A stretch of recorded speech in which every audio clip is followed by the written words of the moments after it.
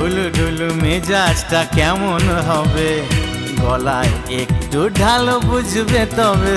বাবা কি বুঝলে? এই সাদা কালো দুনিয়াটা দেখবে রঙিন, এমনই কামাল করে এই আলাদিন, বিষ্ণয় অমৃত জানবে।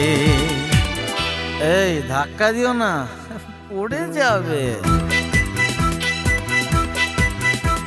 এই আজ আমি মাল ছাড়া কারণ নয়, এইটুকু কে কি নেশা হয়।